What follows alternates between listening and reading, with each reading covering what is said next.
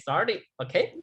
So welcome everyone to Statistics Seminar. It's my greatest pleasure to introduce Sumit Mukherjee from Columbia to give us a great presentations. Sumit received his PhD from Stanford University at 2014, working with Percy Diaconis.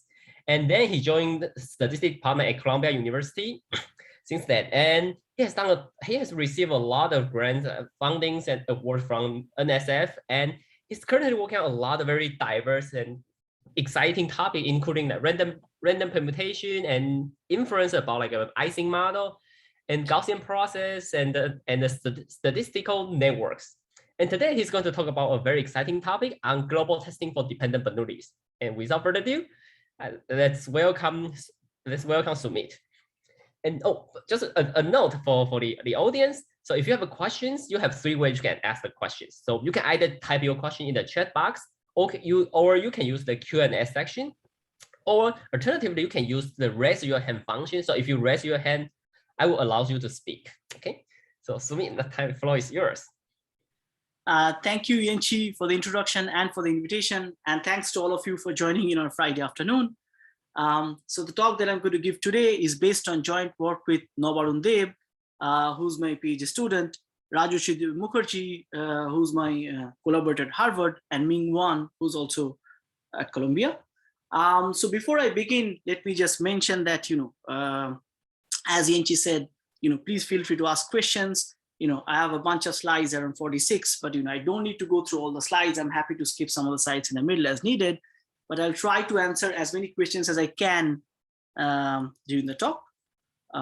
So with that being said, let's sort of jump right in. So the talk will roughly have 5 parts. And first I will begin by introducing the problem that we want to study. Then I will explain our main results, which will be split into 2 portions. And these 2 terms will make more sense as I explain the main problem. And then depending on the amount of time, I'll talk a bit about what more general types of dependencies we can handle. And then finally, I'll conclude. Okay, so what is the problem that we want to study? So we have so let's start with this following version. This is not the main problem we want to study, but this is definitely a good motivation towards what we want to sort of study in this talk. So suppose Xi's are independent Bernoulli random variables. Typically, Bernoulli random variables takes values in 0 and 1. And here we are going to work with -1, 1. That's sort of without loss of generality, of course, but -1, 1 has some advantages, as you will see. And how will I parameterize this Bernoullis? I'll parameterize this Bernoullis by the exponent, natural parameter as an exponential family. So the probability that Xi is 1 is e to the mu by this normalizing constant. The probability that Xi is -1 is e to the minus mu by this normalizing constant, right? So this parameter mu y controls Xi. Good. So that's one way to characterize or parameterize Bernoullis. And so if you compute the expectation, then this basically the difference of these 2 probabilities. And this has, this function is tan hyperbolic mu. This function will make frequent appearances throughout the talk. And this is one of the reasons that we work with this parameterization. It's easier to state the results in some sense. But okay, so let's, so this is the mean. Okay, so this is the problem that we want to study. The null hypothesis is that all the Bernoullis are symmetric, meaning all the mu i's are 0, right? And so if you are doing it on 0, 1, you're basically testing all the p's are half, all the pi's are half. But okay, so here we are testing for mu y equal to 0. And the alternative is that there is a sparse set, capital S, of size small s, such that mu y is non-zero on S, and the value of mu y is at least A, and outside which it is 0. So the alternative space is characterized by 2 numbers, this number small s and this number capital A. Small s controls how many signals we put, and capital A controls the magnitude of the signals that we put. So this is my alternative space, is a composite alternative. And of course, the question that we want to ask is, when can we detect between these 2 hypotheses, right? I mean, if S is small and A is small, you can guess possibly that it's very hard to detect. On the other hand, if S and A are both large, then the problem should be easier. So that's sort of what we want to study. not in the independent setting, but let's start with the independent setting. And so I also need to say, I also need to make precise the statement, when can we test? So basically, when can we test means when are there consistent tests? That is, when is there a test so that both the powers go to 0. So, given a test function phi, you define its type 1 error to be the probability that you choose the alternative given that the null is true. And this is the supremo of the type 2 errors. Here theta SA is my space of alternatives. It's a space of all vectors mu, which are non-negative and which are greater than or equal to A on a sparse set capital S of size points.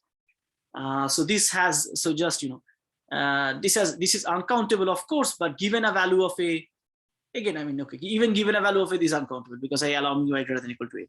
But, this set capital S has n choose smallest choices.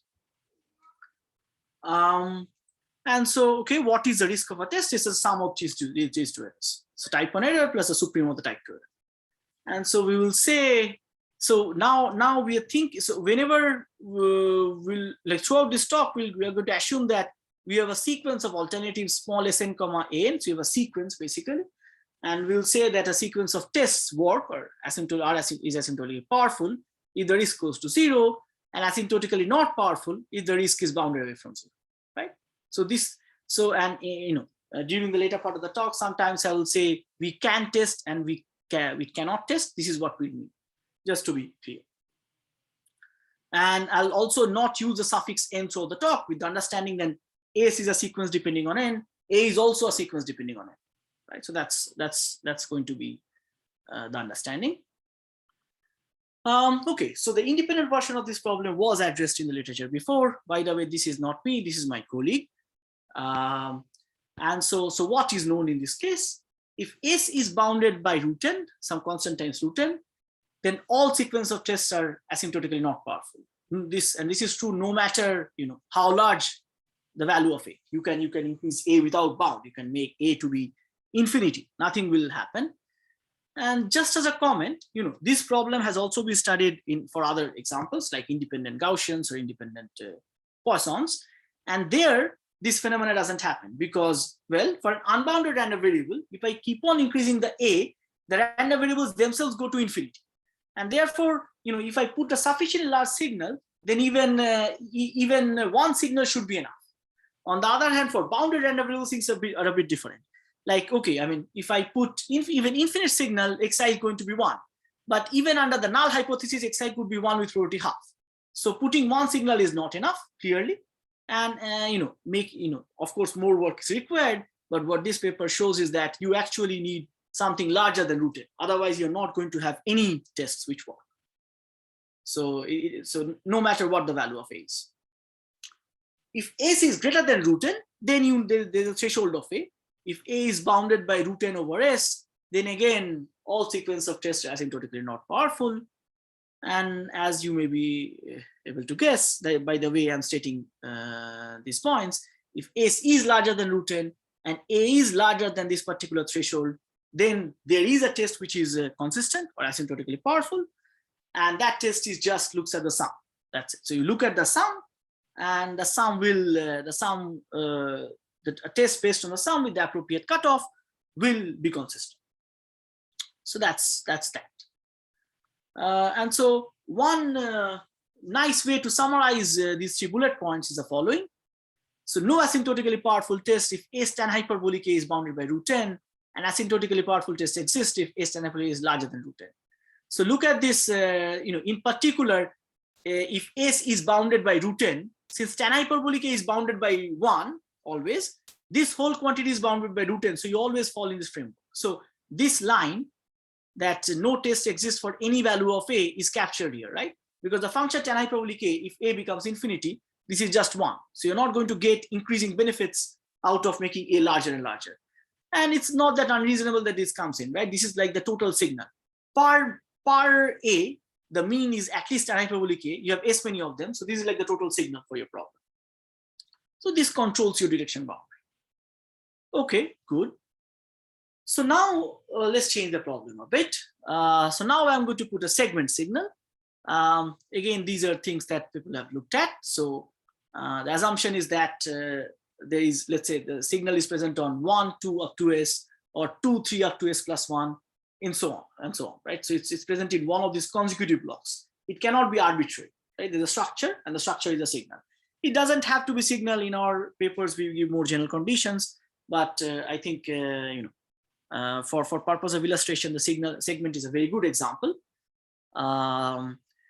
So let theta tilde SA be the set of all segment alternatives. So, so all vectors mu greater than or equal to 0 containing exactly S indices. Sorry, I did not finish the sentence, where mu i's are larger than E. And on the other places, mu i's are 0. So in this case, you can ask the same question: when can you detect?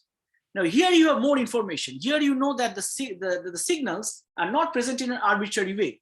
They are present only in segments. So potentially you only need to search for segments. And so it's reasonable to guess that if computation is not an issue, so I'm allowed to scan over all possible segments, something like that. And for this talk, I'm not going to treat computation as an issue, though it should be an issue, of course. So then you should be able to detect lower signals here because you have more information. And as it turns out, that is the case. So it was shown in this paper that actually they don't only consider Bernoullis, they do general exponential families. So you can detect lower signals. For the segment signals, we are going to assume that S is not too close to N, and the comment being that if S is too close to N, there is no essential difference between segment signals and arbitrary signals, right? If S is N minus 2, then the class of segment signals look very close to the class of arbitrary signals. So we are going to assume that S is a bit bounded away from N. Whenever we talk about segment signals, we'll make no such assumptions when we talk about arbitrary signals. And so in this case, what is known is that if tan hyperbolic K is less than square root of log N over S, then there is no test which works.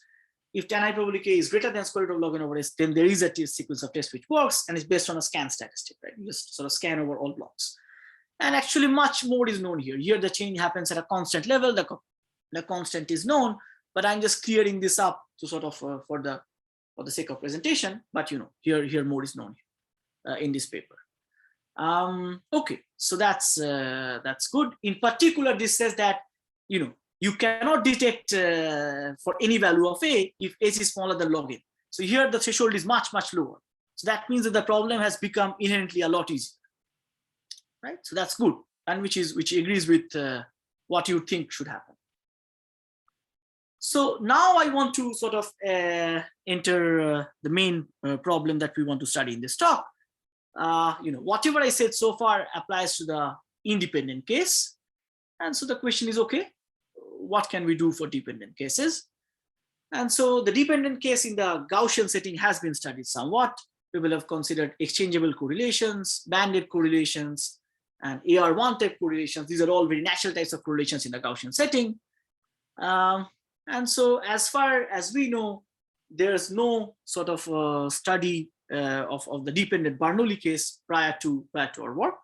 And this is sort of going to be the problem that we want to study. But this is a question, right? I mean, a Gaussian setting, these were natural choices. Now we have to make a choice of what is a dependent Bernoulli model. And now I'm going to make a choice. And again, this is a choice, of course, and of course we can disagree on this choice, and then the math will change. But let's sort of take this as a first choice. So the model looks like this. So the probability that a vector x equals small x1, small x2, small xn is exponential beta over n, and then you sum over xi, xj over I less than j. Right. So let's try to understand this model. So I'm proposing this as a null model. So this model has been studied in the literature. In particular, it originated from statistical physics as a toy model for studying ferromagnetism. I'm not going to go into the physics part in this talk at all, but I'm just going to look at this as a probability model. This parameter beta there actually has a meaning. It's inverse temperature. It's taken to be positive, which is what I'm going to take as well, even though some of our results do apply to beta negative, but some of our results don't. So in this talk, I'm just going to focus on the beta positive. I mean, I can allow this to be 0, but if we allow this to be negative, some of our results will change. So basically, it's controlling the extent of dependence with the variables, right? So what is this doing? If beta is 0, of course, xi's are IID, symmetric Bernoullis, and this is our null model. So if beta is positive, then marginally xi's are still symmetric, right? So it's, you still haven't ruined the symmetry. So this is like a null model in some sense, but now the random variables tend to agree more with each other, right? So now you sort of force the xi's to agree. So if I tell you that xi is 1, the chance that xj is 1 increases. Then if I don't tell you, in the conditional probability that xj is 1, given xi equal to 1 is larger than half. And so this is sort of a positive type of dependence. And now you see, if beta is negative, the dependence will be negative, and qualitatively the model will be different. Note that this model is finitely exchangeable. If you permute the xi's, this model will not change. So this is a finitely exchangeable model for any value of beta. So you can think of this as the exchangeable version of the Gaussian case, right? I mean, you can study Gaussian exchangeable correlations. This is like a Bernoulli exchangeable model. And so it's for us not surprising that you can write this Curie Weiss model as an exact mixture of IID laws. But just a comment, this doesn't follow out of Definity's theorem, because the law that is specified for Pn on n random variables, I can do this for n plus 1 as well.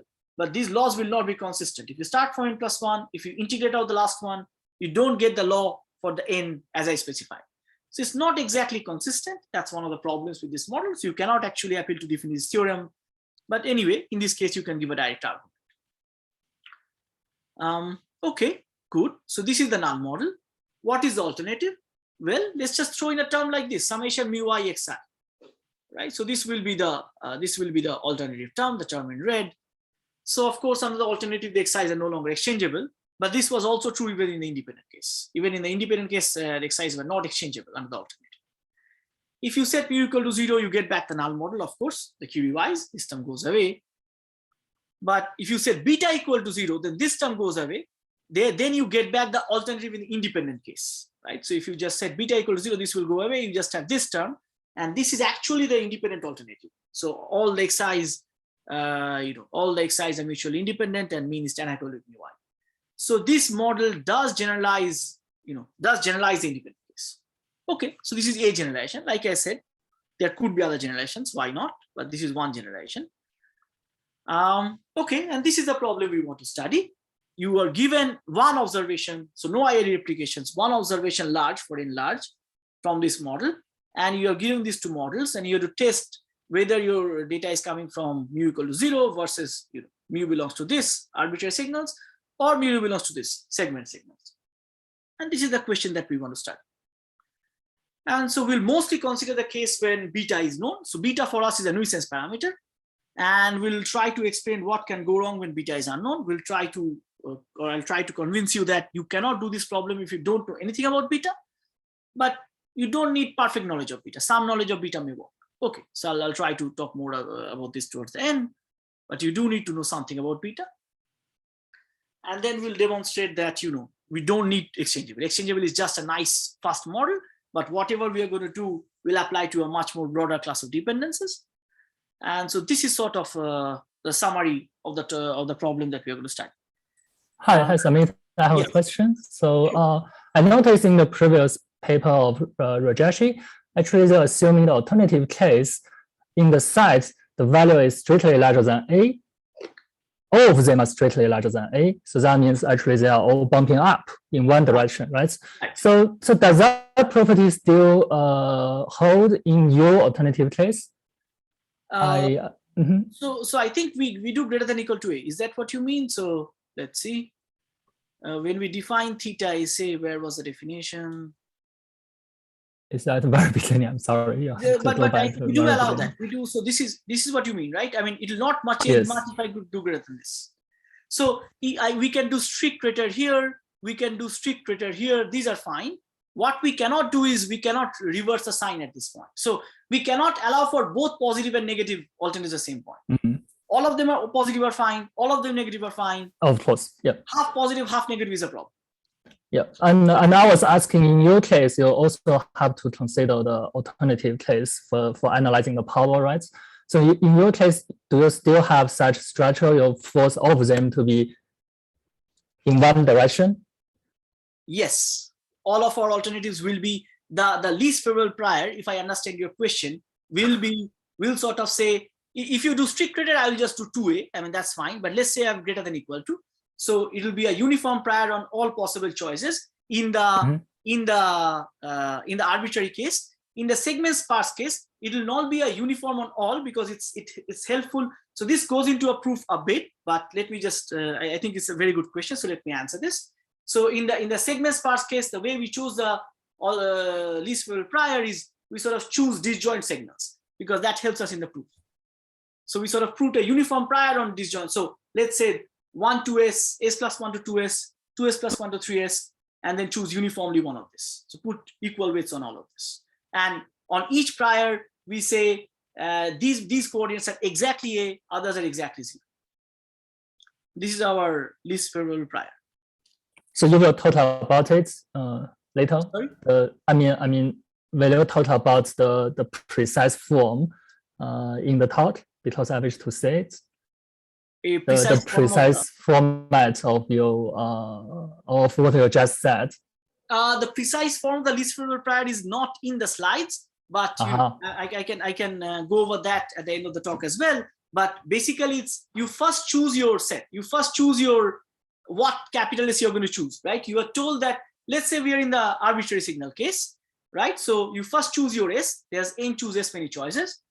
Now, once you select your S, then those coordinates I'm going to set to be exactly A, the others I'm going to set to be exactly 0. If you put a strict, I'll just not choose A, I'll just choose 2A. That's it. I see. Great. Right. Other questions? Yeah, I saw a question from the chat box. What do you mean the exact mixture of IID laws?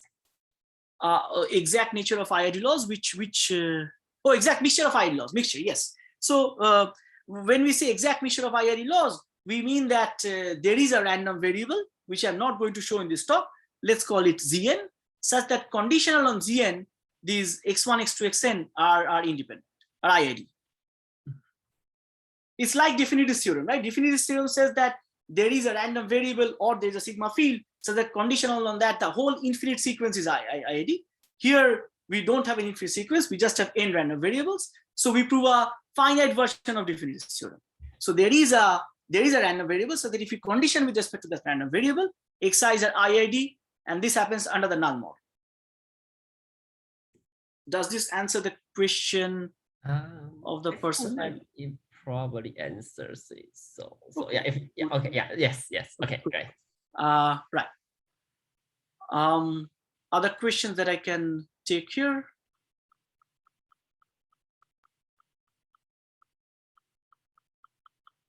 I'm not aware of any other questions, so I think maybe we can move on. Good. I'll keep an eye on that. So thank you. And so now we are going to go into the second part of the talk. And now hopefully these two terms make more sense, arbitrary and segment sparsity. And so let's try to explain our main results. Now, okay, so as it turns out, the results depend very much on the value of this nuisance parameter beta, right? And like I said, we are going to treat beta to be known. So let's first say what happens for arbitrary sparsity. If beta is less than 1, then the detection boundary is this, S tan hyperbolic A is √10, and the test rejects for large values of sum. And so this is the same detection boundary as the independent case. The test statistic is also the same as the independent case. But just to comment it out, the cutoff for the test, you don't need to know beta. But if you know that beta is if you know that beta is bounded away from 1, you do need to know the bound. So it's okay for you to not know beta precisely, but you better know some beta. And I'll try to convince you that whatever we are saying, we do need to know beta to some extent towards the later part of the talk. But for this test, we need to know an upper bound on beta. And so at least in terms of rates, not in terms of, constants may be a different issue, which I'm not going to talk about in this talk at all. But at least in terms of rates, it's the same as the independent case. Good. So in particular, this means that you cannot detect anything if S is bounded by √10. What about beta greater than 1? You get the same detection boundary. So, the detection boundary is the same for beta less than 1 and beta greater than 1. However, in this case, you cannot use the sum directly. You can use functions of sum, as I will try to explain, but you cannot use the sum directly, so as to say. And instead, the statistic which works is something like this. You take X and you sort of center it by you sort of conditionally center it, right? And so why is this a reasonable thing to conditionally center by? Well, this is just the expectation of Xi given everything else under the null model, right? So you sort of center it by its conditional expectation under the null model. And if you do this computation, this is, this can be done. So at this point, you should believe me that this is just an hyperbolic of beta over n. You sum over Xj j not equal to I for the Curie Weiss. And this quantity, you're summing over all j not equal to I. I'll just throw in Xi as well. It's not going to change much. It's tan hyperbolic beta x bar, which is what I did here. So this is the statistic which we need to use for beta greater than 1. And with this, the test which rejects for large values of this statistic works. And note that now the test statistic clearly depends on beta. You see a beta sitting there, right? I mean, I cannot pretend that it doesn't depend on beta anymore, of course. So that's that. You need to know beta. Okay, but the way I said these two results, it should suggest that something special is going to happen at beta equal to 1. So let's say that that is the case. So this is just to give you some explanation of why something special may happen at beta equal to 1. If you look at the null model, which is the Curie Weiss model, it's the critical value, and so for us, let me explain one consequence of critical value for the null model. If you just look at x bar, if beta is less than equal to 1, x bar converges in probability to 0. On the other hand, if beta is greater than 1, x bar converges in distribution to a mixture of 2 point masses. Right, so something very different. So the model undergoes a very drastic change at beta equal to 1. Right, so you do expect something strange to happen at beta equal to 1. So just if you're interested, this t is the unique positive root of this equation. I mean, okay, we don't need to remember this formula, but again, you see this tan hyperbolic coming up. But as I was trying to explain, even the law of large numbers changes at beta equal to 1. Fluctuations also change, but I'm not going to go into that. But this sort of suggests that something might change. But okay, exactly what happens at beta equal to 1? As it turns out, at beta equal to 1, our problem becomes easier. We can detect much smaller signals. So you just need n to the 1/4. S tan hyperbolic n to the 1/4 is your detection boundary. It's much smaller. The test again rejects for large values of sum, but at a different cutoff. Your cutoff is not the same that you use for beta less than 1. So we are very crucially using the knowledge that we are at beta equal to 1. So compare this to the detection boundary for beta not equal to 1, where we needed this to be rooted. So here we can detect much smaller signals. In particular, if A is allowed to be large, then if S, it's enough for S to be like n to the 1/4 or larger, right? So you can detect better signals, much smaller signals. And this sort of raises a natural question: what exactly is going on? So let me try to give you a heuristic explanation, which is pretty close to the actual explanation. So this is one problem where dependence is actually helping us, right? I mean, the traditional belief is that if you have dependence, you sort of have a loss in sample size, and that gives a bad performance in terms of inference. Not for this problem. So here, the random variables are positively associated. Remember, I took beta positive for a reason. So if you put signals on some of these indices, then by positive dependence, it gets amplified. It sort of spreads to other vertices, right? Because if xi, so if I put the signal on x1, then x1 is more likely to be 1. But since x1 and x2 are positively correlated, now x2 is more likely to be 1, and so on. It sort of has an amplifying effect. And this makes the problem easier. This is a good qualitative explanation, but it doesn't explain the whole picture, because then you'd expect the larger the beta is, the better your problem gets. But that's not what happens. So let's actually look at what's going on with the correlations. If beta is less than 1, then under the null model, the correlations are like 1 over n. And this is very small compared to the scale of the problem.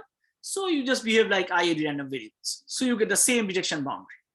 You don't have enough independence. Your signals are not getting amplified. If beta is greater than 1, actually there is very strong dependence. The correlations are order 1. But it's not for the right reason, so as to say. So let's sort of try to explain this. So each of the two events, X bar positive and X bar negative, happens with probability half. And if you, under the null model, of course, and if you condition on any of these events, then the correlations are again 1 over n. So, globally you get some correlation just because of this conditioning, but if, on the condition set, the correlations are very small. So essentially you get a mixture of two IID laws with equal weights, and, you get the same detection boundary as the independent case. So if you want to think about it, with probability half X bar is positive, and then you are in this case, and then your correlations are not enough for, to solve the problem. But at the critical temperature, the correlations are like 1 over root n, which are much larger. And this is what helps you, this increased correlation sort of helps you in detecting smaller signals. And this is what is going on. So, we have to make this rigorous, not just for the null, but also for small alternatives. But, this is sort of the highlight of the argument. Okay, so that's part 2. So let's go over part 3, and then again, I'll take a pause for questions. Of course, feel free to stop me at any point. So now let's try to explain what happens for sparse signals. So these are the notation for the alternative space. And just to remind you, we are going to assume that S is not too close to N, although, most of our arguments sort of go a bit more, but some of our arguments don't. So we're just going to work with this. In this case, of course, the natural thing to do is to do a scan, right, instead of globally summing. And so we are also going to look at scans. And also it's natural to conjecture that you should get better detection at beta equal to 1, because the correlation has nothing to do with the type of alternate that you're putting in. Right? So you will get larger correlations at beta equal to 1. So you should get better signal detection at beta equal to 1. So this is what happens. Again, if beta is less than 1, the detection boundary is this. This is the same as the independent case, just as a reminder. The natural statistic is a scan, right? So you just scan over all sort of intervals. And if beta is less than equal to rho with rho less than 1, you don't need to know beta, but you need to know rho to get the cutoff for this test. If beta is greater than 1, you get the same detection boundary, but now you have to conditionally center your scan statistic, right? Again, it's a natural thing to do, right? You sort of conditionally center and then you scan. Again, you need to know the knowledge of beta here explicitly. At beta equal to 1, you expect better signal detection, but as it turns out, it's not always the case. Now it sort of depends on whether S is small or large as well. Right? That's sort of what's going on. There is, in some sense, there's a phase transition in S as well, even though usually people do not refer to changes in S as phase transitions. So this is what is going on. If S is less than root n, forget about the log n. I mean, this log n sort of is the precise boundary, but if S is less than root n, then you get the independent detection boundary. So in the optimal test is just conditionally center scan, right? So you don't see the benefits of criticality, you don't see the benefits of increased correlation if S is not too large. Okay. On the other hand, if S is larger than root n, you do see the benefits of criticality. So now your detection boundary is tan hyperbolic k, which is n to the 1/4 over S. And this is much smaller. And you might, this might seem familiar to you. If I just move the S to here, this is S tan hyperbolic k is n to the 1/4. And just to sort of make the connection stronger, now you don't need to scan. Now the optimal test is just a sum, right? So suppose S is root n, then if things were independent, you would have to do a scan. That's the best test to do. That's a very computationally intensive procedure, and you need to know the value of S. However, if S is larger than root n, you don't need to know S. You don't need to, you don't need to do a computationally eccentric test. Just do the sum, you'll get what you want. So you gain in efficiency, both statistical and computational, right? So in some sense, if S is larger than root n, your sort of, your propagation starts happening, your amplification starts happening. Okay, so that's what's going on in this problem. So just to sort of summarize, the segment problem has more intricacies. So I'm just going to give the picture of the segment problem. If beta is not 1, things are a bit simpler. If S is less than log n, you cannot do anything. If S is greater than log n, this is your detection boundary, root log n over S. And this is the same as the independent detection boundary. If beta is equal to 1, I'll have one more branch. So beta equal to 1, s less than log n, you cannot do anything. S between log n and root n, this is your detection boundary. This is the independent detection boundary. S is larger than root n and not too close to n. Then you get a smaller detection boundary. And of course, your optimal test is also much more computationally efficient. So this is what is going on. So that ends the third part of the talk. I'm happy to take any questions. So how to implement the test? Say this again. Implementation. For the scan, you mean? The sum is okay. For any test, you need to decide the threshold, right? Right. So to decide the threshold, you do need to know the value of small s. So our test, if you know small s, if you know beta, or you don't need to know beta in some regimes. In some regimes, it's enough to know an upper bound of beta. But then we give you an explicit upper bound, explicit cutoff, which depends on these quantities. So do you need to have some constant in you? Like normally I can imagine is you need to calculate the mean and variance of your statistic, and then you will decide a constant times that one. So you can is that true? So you can do the constant, but here, since I am pretending that I know s, the small s, I can actually compute the mean under the alternative, right? So I know the mean under the, so, I know that under the null, the random variable is, the null mean plus minus square root of the null variance. Under the alternative, it should be at least like the alternative mean. So I can fix a number which is less alternative mean by 2. And that's going to be my detection boundary. If I can find out the alternative mean, that's going to be so. And the alternative mean we characterize in terms of, we give lower bounds to the alternative mean. We don't characterize it in terms of s and a and beta, and that's how we get the cutoff. So any literature about what if you do not know s? I know Sibitov does something, but you must be more knowledgeable than I am. It's a good question. If you do not know s, so we have to think, first of all, none of this, what I'm going to say is rigorous, because we haven't studied this case in depth. If you do not know s, first of all, you cannot do the scan, of course. You can only do the, so you can do potentially scan as well. If you sort of say, I'm going to scan over various sizes. So if you know an upper bound of s, it may still work. Even that, it requires work. I have to think about it. Most likely, if you know something about s, it can still work. Is an upper bound enough? Let's see. If I don't know s,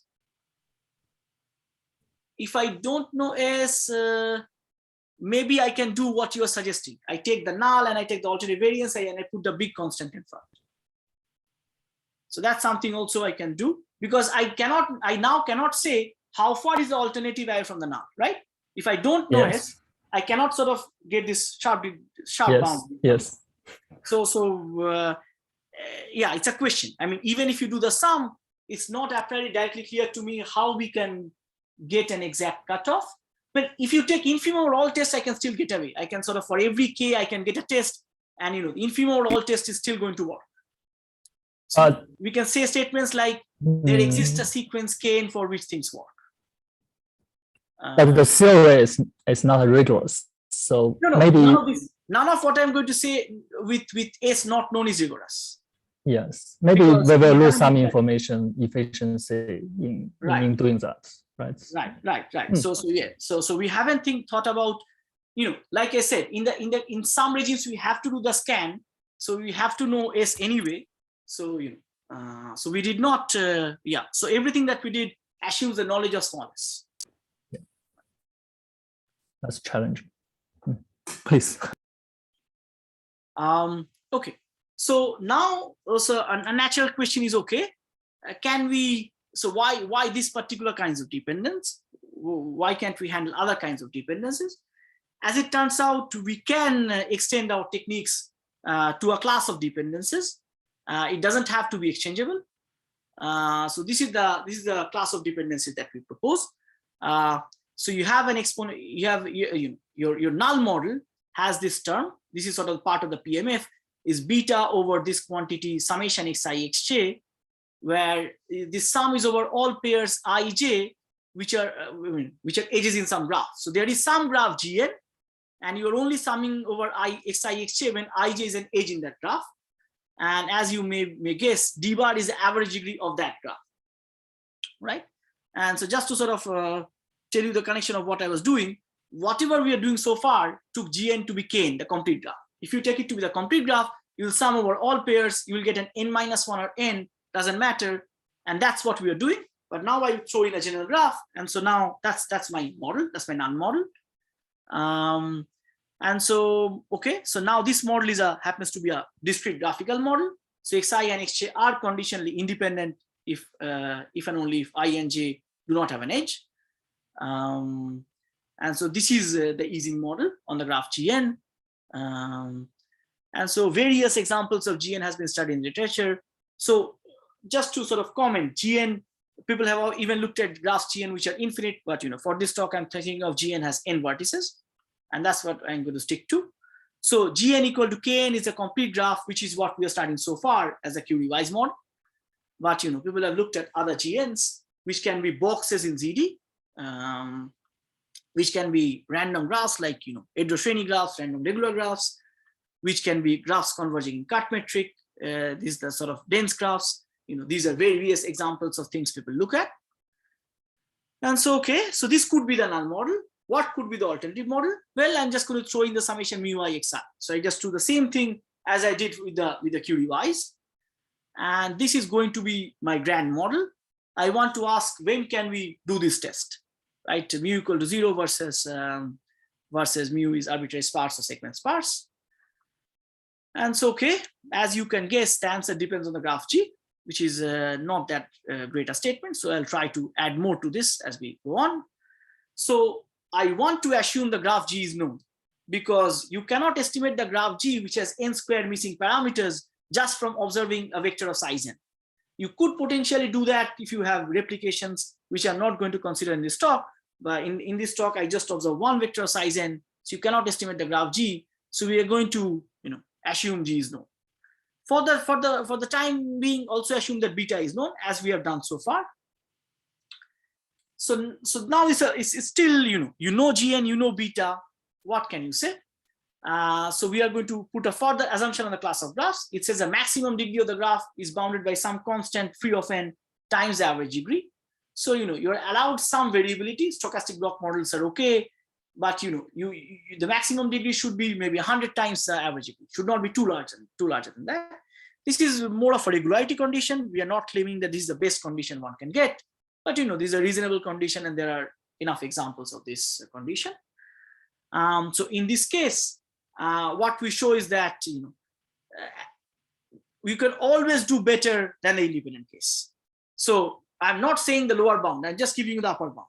You can always do at least as good as the independent case. So you can always detect if this happens in the arbitrary sparse case or this happens in the segment sparse case. So these type of models are good for you in some sense, because like I said, you can always do better. And the test depends on, as you may guess, conditionally centered sums and conditionally centered scans, depending on the problem. This works in all regime for all beta. Of course, we are pretending that we know both beta and G. And so, okay, so is conditional one reasonable? Of course, that's up for debate. But let me try to give you some examples. It's satisfied by heteroshreni example graphs all the way to log n over n. Of course, it's not satisfied beyond that, because there can be isolated vertices. Their maximum degree could be larger than the average degree. I think it is larger than the average degree.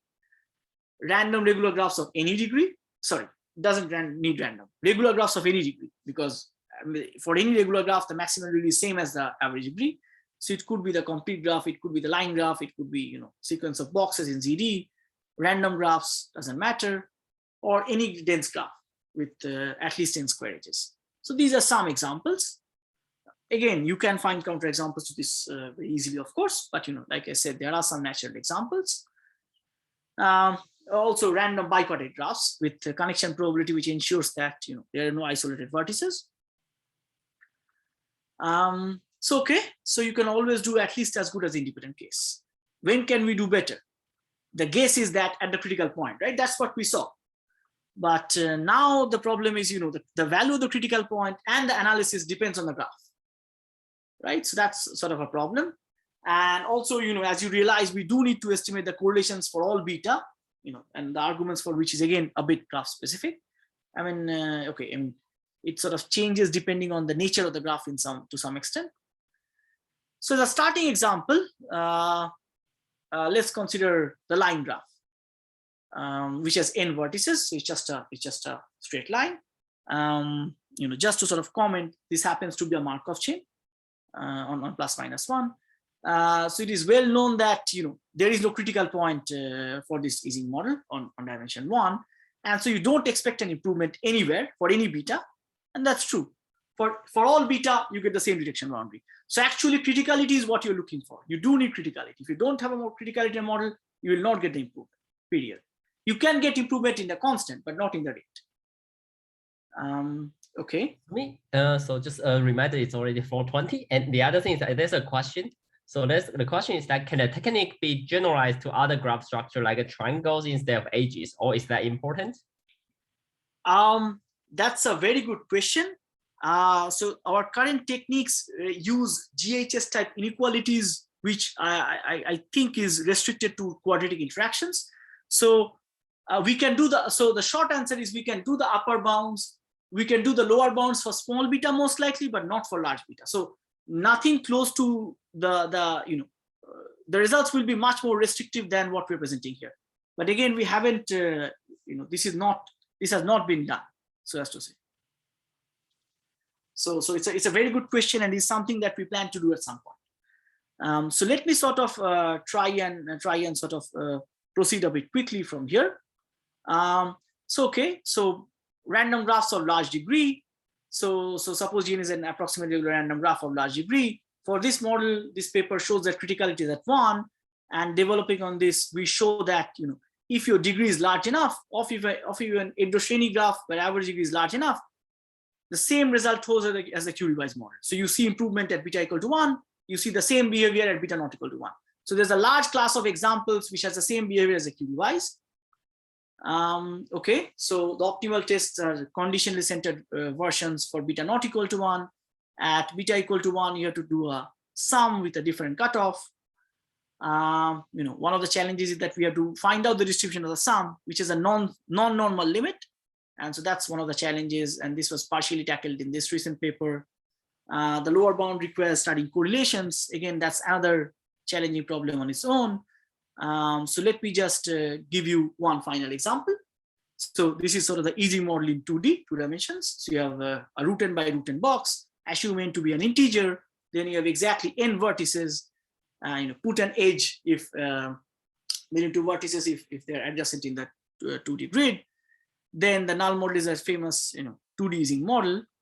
The critical point beta c is well known starting from 1944. Though if you ask me, I cannot quote this off memory, but it's not 1, it's some other number. It's known that this model has correlation decay. And so now maybe arbitrary sparsity still makes sense, but maybe segment sparsity does not.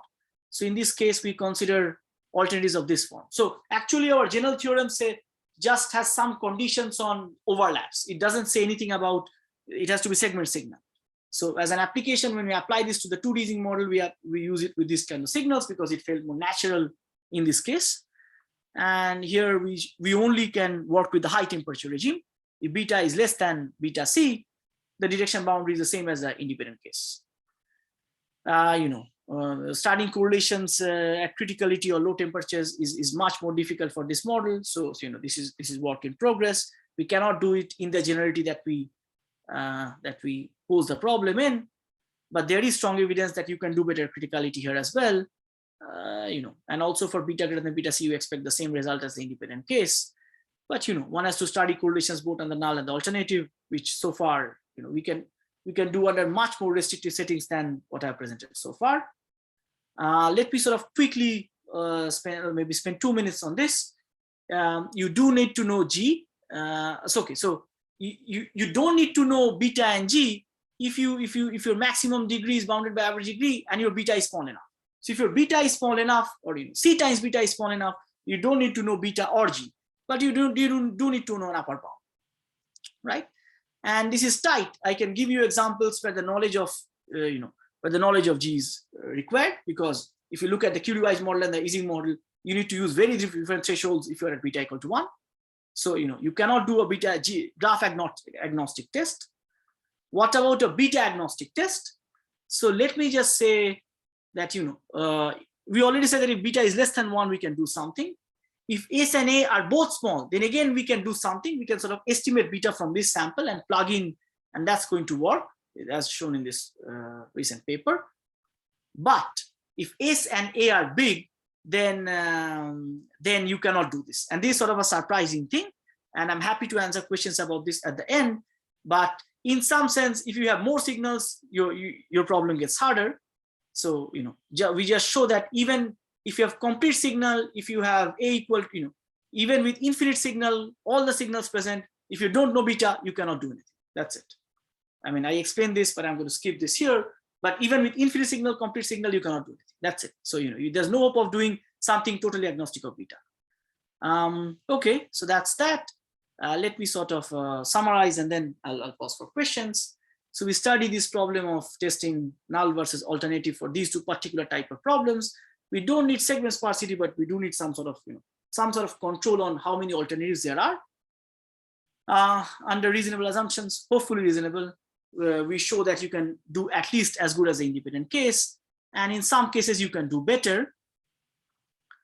And the main ingredient of our proof is, studying this random variable criticality and bounding correlations.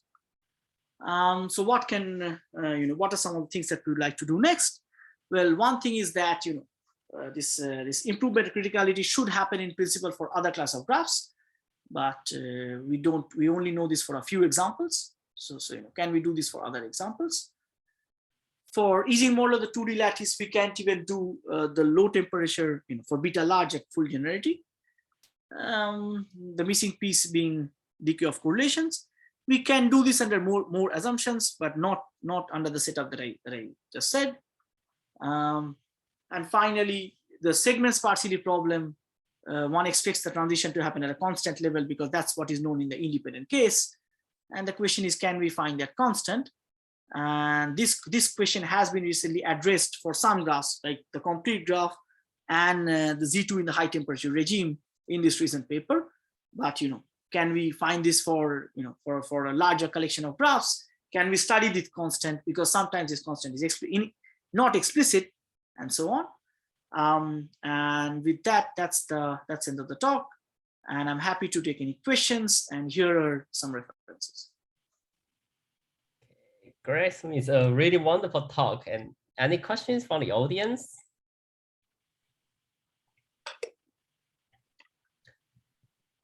So actually, personally, I think I'm just curious about the segment. I think the segment is just a spatial case. I think the similar idea can be generalized to a more generic cases, right? Like as long as you have a certain particular topological shape or something that's kind of increasing as a function of the sparsity or the support size S. I think decide that I can even have like some consecutive region or something like that. I think the proof and I think the test statistics are just generally can be easily generalized for the other cases, right? You mean the type of signals? Is that what you mean? The type of right. You can have type or like multiple, like more complex shape, but as long as the topological shape is kind of given, then I think it's. So there is something that I should comment here. So this depends on. So this is a very good comment. So this depends. So there is some interplay which I sort of mentioned a bit, but maybe not too much. Is that there is a graph which controls the Ising model, and there is the class of all signals, right? And so you do need some control on the class of all signals and the graph that you put, right? For example, in the Z2 case, so one comment would be you could look at boxes, or you could look at lines like diagonals, right? And I think the answer would be qualitatively a bit different. But the analysis, I mean, the techniques that we propose will apply there as well. But that has to be sort of, we sort of give general upper and lower bounds, and then we use that to sort of compute some special, cases. But there is some interplay. This interplay is stronger for Z2 type graphs. This interplay is less for graphs of large degree because there's an averaging effect. They are so-called mean field Ising models in some sense. So if you take the complete graph, right? I mean, they're sort of perfectly exchangeable. So, there's not much geometry there. So it doesn't matter where you put. So there's not much interplay. On the other hand, if you put Z2, then there's a question of the signals that you're putting. Are you putting signals on consecutive blocks of the graph which determines the model or not? So then there is an interplay. So there is an interplay for some graphs. There is not that much of an interplay for other graphs. Nice. And this sort of comes into, so our general bounds are in terms of correlations, and these correlations this sort of captures that directly, right? I mean, if you are taking Xis, if you're putting signals on far away vertices, your correlations are going to be small anyway. That requires proof, but that's the hope. And then things should be easier if your correlations. So when I say things should be easier, the calculation should be easier. Signal direction is of course better when you have larger correlations. But if you put signals which are close by, then the correlations would be of a different order. So there is an interplay, but for some graphs, for this complete graph, you don't see that interplay because the graph is sort of pretty simple. Right. Okay. Yeah, that's a good point. Yeah. So actually, there will be two graph geometry that could and topology could potentially interacting. So that's actually turned out could be something important. But of course, if it's complete like a CW graph, CW model, then that's less prevalent. Okay. Yeah. Okay. Other questions for Sumit? So Sumit, have you thought about the limiting distribution of your test statistics? So good point. So when it's a sum, we actually know a lot about the distribution. This is this recent paper. So this is a recent paper with my student Novarun, which I pointed out, and this is sort of so what we know is that. So we know the distribution under the null precisely. We know a bit about, under the alternative things are a bit delicate, but we haven't characterized the distribution, but we know enough to sort of do our tests. So where is this? Okay, I forgot which, anyway, this one, right? So in this paper, we actually characterize the distribution of the sum just under the null. And this sort of, we use arguments from this paper in the talk that I gave as well. But just for the sum in all the regimes. And this sort of shows a similar phase transitions as a complete graph. For the scan, the thing is a bit more delicate. And this is sort of partially addressed in this more recent paper, which I mentioned. By the way, sorry for using, so this Mukherjee is, of course, I tried to use M for me and Mukherjee for the other M. So this is the other Mukherjee. So this paper sort of studies the scan in a bit more detail. So it studies the means and variances to a reasonable degree. So since it's recent, I haven't yet checked how far they go with the distribution. I would think they should be reasonably close. So we can, but again, so it depends on what graph you are showing at me. The answers are very, all the answers that I'm saying are a subset of the class of examples that I'm giving. There is a lot of graphs for which we don't know these answers to, but for some graphs, we do know the answers to these questions. So what will the distribution be? Gaussian process? So the distribution of the sum is for beta less than 1 is Gaussian. For beta greater than 1 is a mixture of two Gaussians. And for beta equal to 1 is a non-Gaussian distribution. It's like e to the power minus x to the 4. So if the Gaussian terms get killed, then you get a non-Gaussian fluctuation element. It's faster than Gaussian. In some sense, who knows, it's better. But anyway, it's not Gaussian.